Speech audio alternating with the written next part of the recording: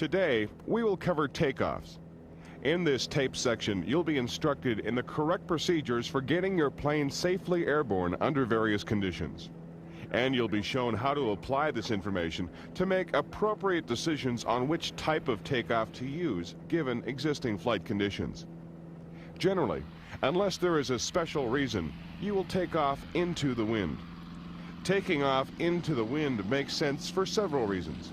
First, it allows you to use the least amount of runway and the lowest ground speed.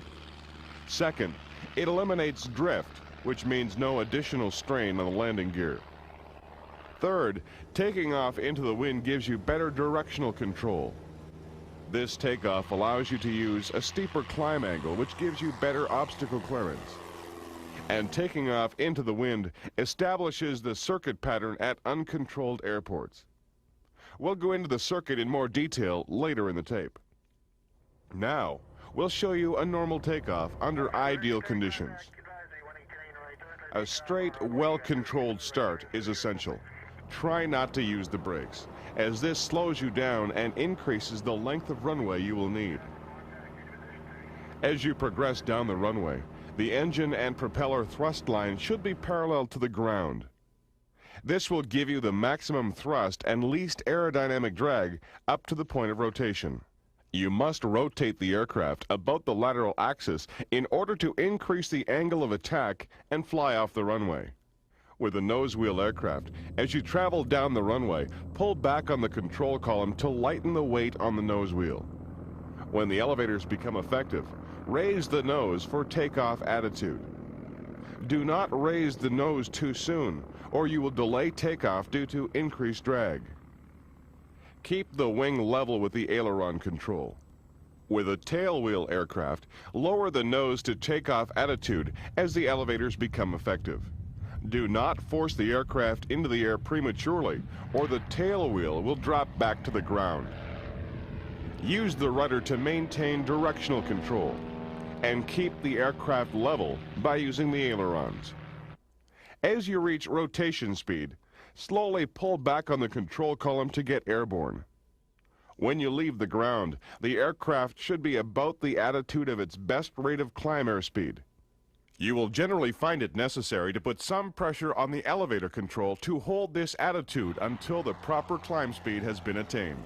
Note that if you relax the back pressure on the control column before establishing the climb, the aircraft could lose height or drop onto the runway again. Maintain the best rate of climb, attitude, and speed until you reach a safe height, unless, of course, there are obstacles in the flight path. In that case, use the best angle of climb speed. Unless stated otherwise, continue climbing with full power until reaching a height of at least 500 feet. You might notice a tendency for the aircraft to yaw to the left during takeoff. This is mainly due to the effective forces produced by the propeller. Tailwheel aircraft are more prone to yaw from the propeller. Since you seldom fly in the conditions we just outlined, it is important to know what to do in less than ideal conditions. These would include crosswinds, the need for short-run takeoffs, tailwind after takeoff, hydroplaning, the ground effect, wheel borrowing, and wake turbulence. To take off into a crosswind, hold the control column fully to the wind. As the ailerons take effect, use only enough deflection to counteract the effect of the crosswind. When you reach takeoff speed, leave the ground cleanly and control the bank. It is essential that you do not drop back to the ground, as this puts an excessive strain on the landing gear. Once you reach an appropriate height, make a coordinated turn into the wind to compensate for drift. Then retract the flaps if you use them. Climb as you would for a normal takeoff, tracking along the runway centerline. The effect of the crosswind on takeoff depends upon its speed and the angle it approaches the runway. It is a certification requirement that aircraft be capable of operating safely in a 90-degree crosswind which does not exceed 20% of the plane's stalling speed. Using a crosswind component graph, you will be able to calculate the effect of the crosswind on takeoff and whether it is safe to attempt to do so. You will sometimes find occasion when it is necessary to take off in the shortest distance possible. This may be due to a short runway, or snowdrifts, water puddles, or other hazards on the runway. Obstacles at the windward end of the runway, or soft or rough surface fields, may also necessitate a shortened takeoff run. Before attempting this procedure, consult the takeoff distance tables in the flight manual. Also take into account the effect of wind conditions. On a hard surface runway, keep the aircraft at an angle which will give you a minimum of aerodynamic drag during the takeoff run. Be careful you don't try to lift the aircraft off the ground too soon, or you might stall at a critical point in takeoff. Allow the aircraft to reach the minimum takeoff speed before lifting off the ground, and then accelerate to the best angle of climb speed. If you are taking off from a soft or rough field, it is important that the weight of the aircraft be transferred to the wings from the wheels as quickly as possible. You do this by maintaining a nose-up attitude during the takeoff run. This maneuver reduces rolling drag from the wheels. Once off the ground, lower the nose to stay in the ground effect and gain proper flying speed. As well, you will have to take into account the ground effect, which will be discussed separately in this section. It is possible to have a situation where there is no measurable wind on the ground, but enough wind above ground to affect your climb. Whenever you have a no-wind condition on the ground, use a takeoff procedure that makes allowance for a tailwind shortly after takeoff. If you are taking off on a wet runway, beware of the danger of hydroplaning. This occurs when the tires of the landing gear float on a thin film of water on the runway. In this condition, the aircraft may slip sideways and the brakes will be virtually useless. If you see raindrops appearing to bounce on the runway, it is a good indication that hydroplaning will be a problem. Hydroplaning may also be caused by ponding due to heavy rain or spring thaws. Should you have to take off under these conditions, be prepared to control the aircraft without brakes when the ground speed is above 30 miles per hour. Ground effect refers to an interference of the airflow patterns around a wing by the runway surface. Ground effect increases lift. When a wing is flown very near the ground, there is a substantial reduction in the induced drag. Downwash is significantly reduced. The air flowing from the trailing edge of the wing is forced parallel to the ground. The wingtip vortices that also contribute to induced drag are substantially reduced. The ground interferes with the formation of a large vortex. Ground effect can be detected at a height equal to one wingspan of an aircraft above the surface. Ground effect is not a factor to be ignored. You may find yourself in a situation where your aircraft lifts off the ground but has too great a load or not enough power to climb out of ground effect. Accelerate to the desired climb speed before attempting to climb out of it. Wheelbarrowing occurs in a nose-wheel aircraft. This condition occurs when the main wheels of the landing gear are lightly loaded or clear of the runway, and the nose wheel bears a greater than normal weight during takeoff or landing. During takeoff, wheelbarrowing occurs at low speeds when the slipstream increases the lift of the horizontal stabilizer. It may also be caused if you use excessive forward elevator pressure during takeoff while trying to hold the aircraft on the ground at speeds above normal takeoff speeds. If this condition is not controlled, you may end up in a maneuver similar to a ground loop in a tailwheel aircraft. To overcome wheelbarrowing, use one of the two following procedures. If the plane has not started to pivot, ease back on the control column, which will take weight off the nose wheel. Then continue on with the takeoff and climb procedures. If pivoting has begun, relax the forward elevator control and return steering to normal. If the pivoting stops, you may continue on with the takeoff. If it doesn't, abort the takeoff. Another hazard to watch for is wake turbulence. This is caused by wingtip vortices of departing and arriving aircraft, especially large ones. It is important you avoid flying into the core of a wingtip vortex. It is possible the vortex will cause a roll greater than you can recover from. Wake turbulence is greatest just before the point of touchdown for a landing aircraft and just after the point of takeoff for a departing plane. If you take off behind a large aircraft, plan your takeoff so you leave the ground before the point of takeoff of the preceding aircraft. In other words, use the near end of the runway. If a large aircraft has landed, make sure your takeoff is beyond the point of touchdown of the preceding aircraft. That is, use the far end of the runway. Now, take time for this review of the material you have just covered.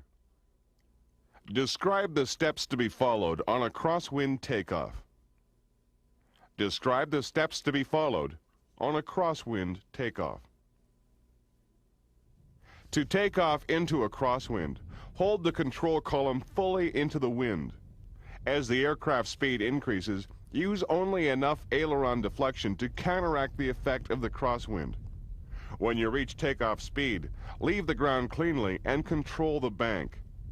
When you are well clear of the runway, make a coordinated turn into the wind to compensate for drift and retract the flaps if you've used them. Do not allow the aircraft to drop back to the ground because this will put excessive strain on the landing gear. Describe the steps to be followed on a short field takeoff. Describe the steps to be followed on a short field takeoff. First, consult the takeoff distance tables in the flight manual and factor in the effective wind conditions. On a hard surface runway, keep the aircraft at an angle which will minimize aerodynamic drag during the takeoff run. Do not lift off the ground until the aircraft reaches its minimum takeoff speed. Then use the best angle of climb speed. In the case of a soft field or rough field, it is important that the weight of the aircraft be transferred from the wheels to the wings as quickly as possible. This is done by maintaining a nose-up attitude during the takeoff run. Reach an airspeed that will be high enough to allow safe flight and acceleration to the desired climb. In a soft field takeoff, why must the aircraft be leveled off as soon as possible at a safe altitude? In a soft field takeoff, why must the aircraft be leveled off as soon as possible at a safe altitude? The angle of attack should be reduced gradually to allow the aircraft to accelerate in the ground effect.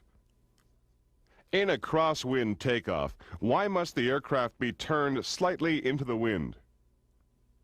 In a crosswind takeoff, why must the aircraft be turned slightly into the wind? The turn into the wind allows you to maintain a track along the runway centerline. Should you have any concern, no matter how slight, about wake turbulence, delay takeoff for up to 2 minutes for a landing aircraft, up to 4 minutes in the case of a preceding takeoff. This will allow the vortices to dissipate. There is one other set of conditions related to takeoff that pilots must become familiar with. These factors affect the density of the air. Remember back to the principles of flight tape, where you were taught that the denser the air, the better the takeoff performance of an aircraft? Air density varies according to elevation, temperature, and relative humidity. These three factors combined have a cumulative effect. The higher the elevation, the lower the density, resulting in reduced performance. Likewise, warmer temperatures mean less dense air. A higher relative humidity also reduces the density of the air, again reducing performance. And as the barometric pressure drops, so does air density. From this, you can deduce that the worst possible conditions for takeoff would be a high temperature, above 15 degrees Celsius, with a high relative humidity, a barometric pressure below 29.92, at an airport with a high elevation. To help you compensate for these conditions, refer to the density altitude. This is the altitude corresponding to a given density in the standard atmosphere. Density altitude can be calculated on your circular slide rule. The aircraft flight manual will also give you valuable information showing the changes in performance at various elevations and air temperatures. You may also use the cost chart to determine takeoff. Some other factors to consider with takeoffs include whether to apply takeoff power before releasing the brakes, the use of flaps, whether to extend the flaps before the takeoff roll begins or after it starts.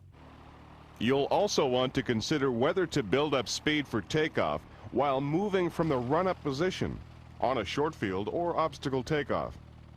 The amount of fuel in the tanks may also affect how you handle the takeoff. The answer to many of these questions can be found in the flight manual of your aircraft. Also consult with your flight instructor on these matters. As you gain more experience, you'll handle different takeoffs with more confidence.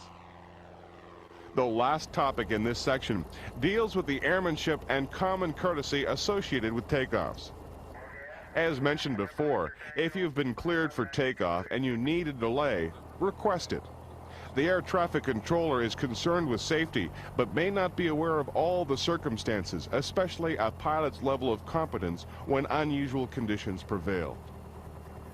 At uncontrolled airports, a landing aircraft has priority on the runway, and under no circumstances should a departing aircraft usurp this priority.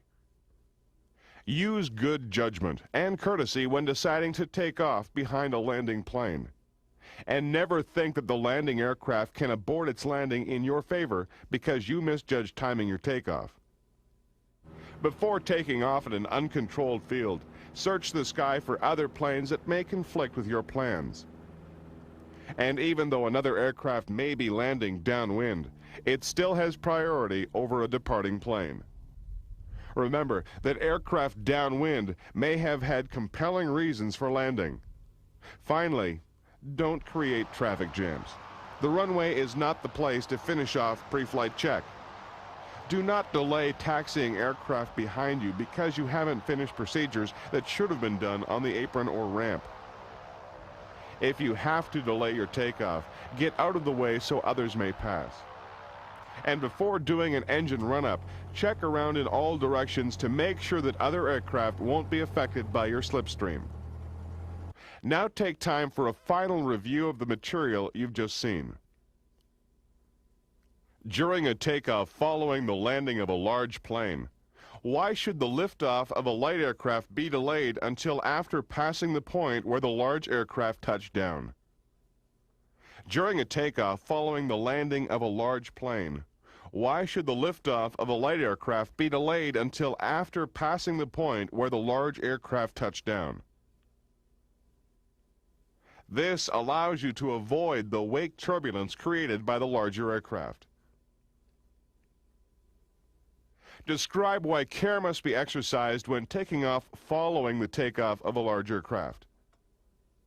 Describe why care must be exercised when taking off following the takeoff of a large aircraft.